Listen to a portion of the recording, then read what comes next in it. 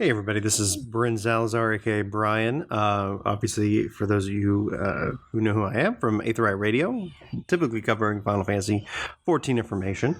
Wanted to kind of sit here and kind of kick off a couple of at least new series of kind of discussions and talks. But without further ado, as part of just an intro, learning the new recording software and getting more familiar with this, I wanted to talk to you guys today about a very popular topic, and that is a Nintendo. Obviously, been heavily in the news the last couple of weeks, on the minds and lips and thoughts of gamers out there everywhere who's interested in what they're doing next, where they're going, where they've been, and what is the NX, what does Pokemon Go have to mean to the company, to culture, what's going on in the world today with that. So I kind of want to talk about three different topics: Nintendo and the NX, what my hopes and thoughts are. Obviously, lots of rumors and speculation flying around about that. So welcome to another opinion on the internet. The third-party options, this is a heated topic, one that I've been on both sides of the argument in the past, and one that kind of talk a little bit about that. And then lastly, kind of Nintendo's thought, my thoughts on Nintendo overall, kind of go into that just a little bit before wrapping this thing up. So I'd like to thank you, everybody, for joining me in this discussion, and I hope that it's valuable and that you like it, and then you leave a comment and you let me know what you think, because that's what video gaming is about. It's not just about playing games, it's about the conversation around them. So without further ado, we're going to go on to number one, Nintendo and the NX. So this week, if not, well, I guess when you're listening to this, that depends. But at the time of this recording, Nintendo talked about, or at least rumors from Eurogamer came out about what the NX is. It's a new handheld device that apparently has a TV docking station and probably detachable controllers. And then they said, and what was the most disheartening thing was no backwards compatibility. Now, all of this is rumors and speculation at this point. Everything tends to point that we're going to learn what the system is in September, but already I feel the pull, the need, or the hype train growing. The NX, what is it, and do I want it? And right now the answer is I don't know, but what I can do to be ready for it is I'm just saving up my money so that when it does get announced, and when it goes on pre-order, if it's something that I'm going to want, then I can absolutely be ready to pre-order that and go from there. My whatever the NX is or is not, whatever Nintendo's doing, or however it's supposed to work, the company at the root of it, they make great games. And I have skipped the Wii U and primarily also the Wii. Like, I had one, it gathered dust, it eventually stopped working. My Super Nintendo still works, but my Wii didn't. And Nintendo hopefully needs to make some adjustments to get me back in the game. I want them to win me back. And I think all the disenfranchised people out there and old Nintendo fans probably want to be won back. They want Nintendo to bring them back into the conversation. And there's a lot of things that Nintendo can do on that, and we'll cover those with different topics, with different shows down the road. But for the time being, the biggest key point for me is if there is no quote-unquote backwards compatibility, that makes me feel sad, because my hope was, and this is just my hope, was, and this is where my expectation, don't get met because I've either set them differently or wrong, is that with skipping the Wii U, and maybe the NX would be backwards compatible, so that those Wii U games I could pick up on the NX, and so therefore I could grab the latest Smash Brothers, I could grab the latest Mario Kart, I could grab these games, and the NX then for me to start has this huge library as opposed to a very sparse library. Obviously, it's no surprise that Nintendo Wii U has not sold well, really anywhere, by any measure. And so there's a huge audience out there that didn't really get to play their games. And there's reasons for this. Namely, as I was discussing with my friend Chris, was I can't make the argument that we should all go out and buy a Wii U, especially now that they're still more expensive than an Xbox One.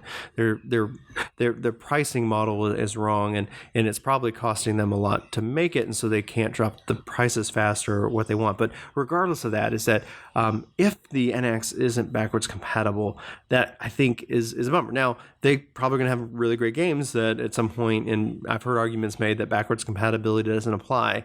And I think that makes sense in an age of physical media. The backwards compatibility eventually wanes itself to where it's not really like kind of a selling factor. It's usually as the generations turn over.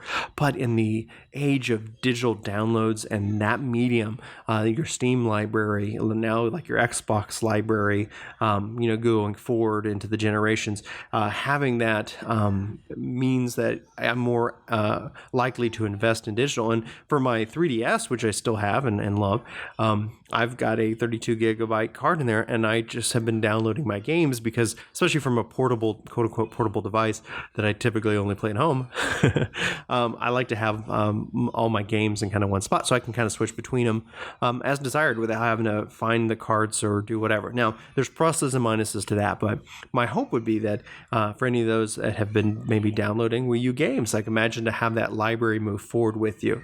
The technical hurdles and limitations and whatever the cost is on that is another topic, and maybe it doesn't make sense from Nintendo, but hopefully, especially if the NX is a portable system, my plan is to download those games. And that leads me to one of the biggest disappointments with Nintendo as a whole, and that's their digital strategy. Having content linked to you, but then to your machine is very difficult. And I get it from a licensing perspective, but DMR has, in my opinion, been figured out, and it's managed, in my opinion, very well by Sony and Microsoft.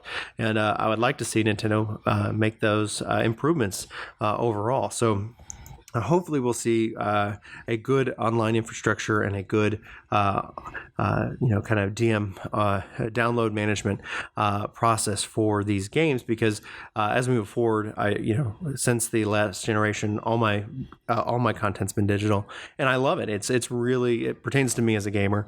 It pertains to me as a collector. I collect digitally, not physically. Now, everybody has their own opinion on that, and there's nothing wrong with having your opinion on that. And so you're welcome to, obviously continue to support physical media as well. And, the fact is that it's rumored with cart-based.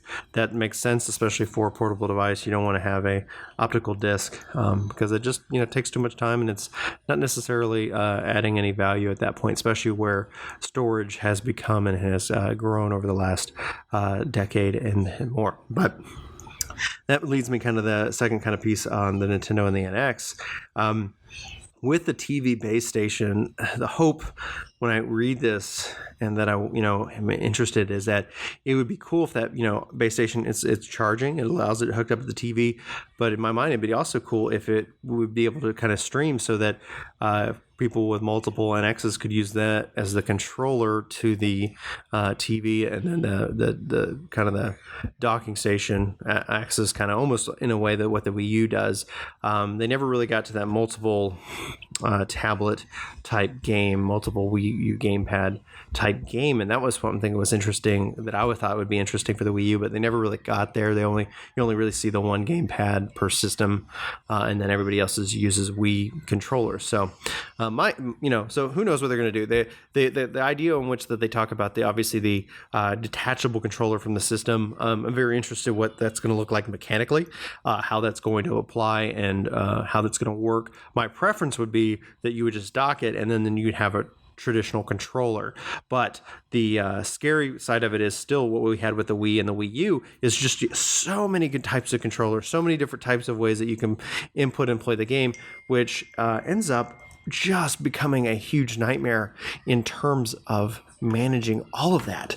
Boxes of controllers with cords for the thumbsticks and all of it's difficult. It's for me, it's not my preference, but we'll have to wait and see towards September what that could look like. Power, is one thing, and it'd be cool, to have a little bit more.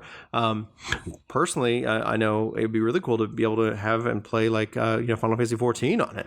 If the controller setup is comfortable, that seems like it could be really ideal depending on, again, what they decide to do. But speculation, rumors, blah, blah, blah, blah, all that aside, for the most part, I know I'm going to be following this very closely, and my hope is that come March, I'm going to be picking 1 or 2 up for me and my wife or something like that, and playing the new Zelda, playing Mario, playing who knows what they've been working on, and it should all be fairly exciting from that perspective.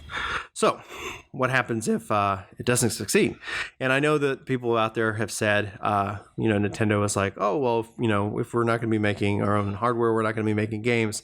And I think that doesn't make necessarily sense. Could they do it? Could they be complete jerks and take all those IPs and say we're not selling them and we're not doing anything with them? Well, certainly, but from a kind of an investor relationship, that doesn't seem like that's going to be something that will last a long time. That it seems like that if Nintendo continued to lose money, that they would either be acquired or they would the board would be forced to replace the leadership in in light of its investors, so that they can go and actually do what a business is supposed to do, and that's make money. So Nintendo as a third party isn't necessarily a bad thing. And I've kind of even said the argument, like, if Nintendo wants to keep making hardware, great. Why not? Like, why not keep doing that? Make your games for that platform and have a good time. But you have this beautiful library of classic games, even Wii U games that are there. And why not then say, like, well, if you want to play it first, play it on the new Nintendo system. But if you want to wait 10 years, you can play it on whatever system you're on right now. And so that you kind of have that lead and third party kind of approach. But personally, right now, as it exists, I used not to be here, but I'm at the moment for the last couple of years been on the I would love to play Nintendo games where I play games, and that's on the Xbox and the PlayStation 4. Why is that? Well, from a network architecture perspective, from a hardware perspective, that's what we do. It is what me and all my friends, and we all, and my wife, we play, we watch TV, we do these things on these devices. And the kind of the engineer in me is just going, man, how great it would be if Nintendo didn't have to focus in on trying to recreate the wheel by creating these different OSs and different communication and networking, etc. I mean, because it's essentially one of the big killer things is that while the Nintendo games are good, that right now they're so few and far between that it hurts the company, because you just have drought after drought after drought, and they, no one's, you don't see third party going in, you don't see them getting the latest thing. I'm not even talking about keeping up with the technology and the visual quality of the games. I'm talking about the network and the back end stuff that supports the game maker and makes it easier for the player. There is no reason why like friend codes and all of those systems need to be as complex as they are. I love when, meeting people at a convention and being able to friend them on the system, but it's not like we're able to easily discover each other and play those games together at that point. It becomes, and it still is to this day, if I want to play Smash Brothers on the 3DS or whatever, it's better obviously done local. And then even if I'm going to say, hey, why don't we get a game together and play online? The online experience that I've had, and I've even played the Wii U and played it online, is subpar. I couldn't get into it. Especially when I compare it to other experiences, I would just love to see either Nintendo being able to leverage services from other companies, or going third party and opening up and not orphaning their games on the platform. Now, this is obviously a heated topic. It's a topic filled with many opinions, and personally, I want Nintendo to win me back, and if they can, and they can have a system that is a lot of fun to play, and it's got a good friend management system, and it's got good good online options, and it's got the games that I want to play. Well, okay, absolutely, third party is completely a moot argument. This is stemming from, I guess, the Wii and the Wii U really didn't speak to me, and that's okay, because they're not always meant to. But my hope is that with that the casual gamer went from the Wii to kind of smartphone and tablet devices, that Nintendo would look at, hey, it's got an older fan base and it's got this younger generation, and let's bring those in. Let's bring people who like to play video games in together and make it easy. Obviously, at the same time, keeping kids safe from any those out there on the internet that are just darn wrong and predatory in that approach. But for the most part, I think that I would love Nintendo to win me back. But if they don't, if the NX doesn't take off, if they're don't have a huge base and they just have these games that, while amazing, nobody has that conversation about, that no one's streaming them, no one's playing them with friends, then I think it would be time to maybe look on. And that's where I think the excitement of the Pokemon Go franchise came into play, because it's that all of a sudden you're playing Pokemon, everybody's talking about it. I see more and more people at the park every day walking around, playing the game and having a good time. Hopefully they'll continue to support the game and bring in some of the kind of the needed and more exciting features that could be as a part of that. But for the most part, the conversations about that, and you see it online, and you see it in discussions, and you see it on the internet, and that discussion generates excitement and it impacts the culture. And that's something that Nintendo did with the Wii, but they haven't done since. And Pokemon Go, while not necessarily affecting their bottom line, like I really didn't think it would, just the name, the fact of how Pokemon is set up within the company, but hopefully this opens them up, because it allows kids who might not have been playing, their games. And I look at my daughter obviously as a clear option to that, is that I want her to play Mario, and I want that, but I have to look at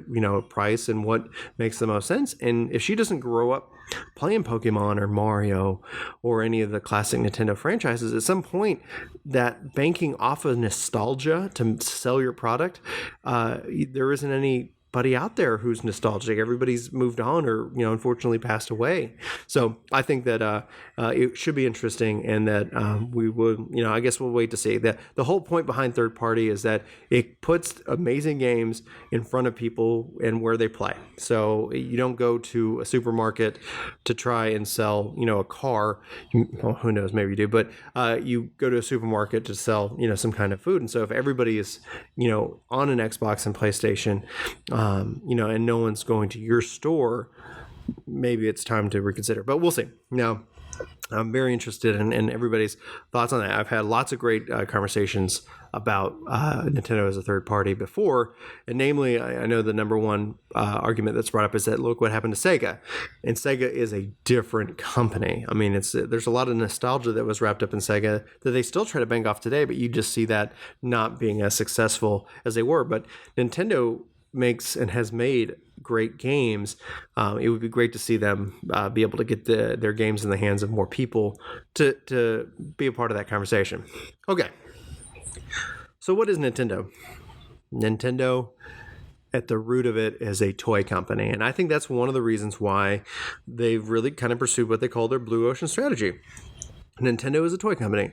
They make toys, video games in this case, and how they classify them are a toy company. Like you look at Microsoft and Sony, and they are technology companies. They have so many things going on. They're very big companies, and they're making these products to be in the living room and to be about that conversation. But Nintendo makes these great toys, and and we see that success with Amiibo and the Amiibo craze that people have had. And I honestly hope that continues. I would love to see that technology continue into the future, for them being just a part of the NX and a part of their kind of their core framework of platforms. But if you look at Nintendo in and of itself and how they view themselves, I believe they view themselves as a toy company first, and that's great, and there's nothing wrong with that, and that's actually not, and hopefully it's not insulting. It's not meant as an insult by any means. It is meant to be just a kind of a way of how they think and how they see it differently than what we as gamers see. Like especially looking at how Microsoft and Sony continue to pour money in and have really good success with their systems, despite that. I know people will be like, oh, the Xbox isn't selling as much. It's like, well, I mean, they're still selling really well. It's a good system, and I'm really looking forward to whatever the Project Scorpio is. But it's a whole different thing. I mean, I don't believe that Nintendo needs to compete on power. I think they compete in other ways that can help make them successful.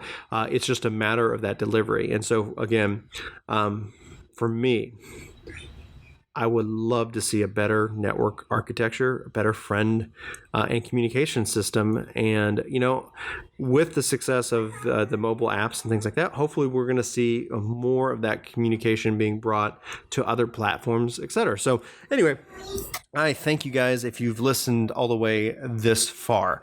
This is, we're going to be starting out, and I think I mentioned Chris earlier, we're going to be doing some conversations. So we're going to be posting these up on YouTube and like SoundCloud, and we're just going to be having, I think, a lot of fun talking about video games and a lot of other topics as well. So you know what? If you're watching this on YouTube, whatever social media thing, like, favorite, subscribe, I guess your typical social media thing. Leave a comment in the comments below. Love to hear from you. And thanks for listening.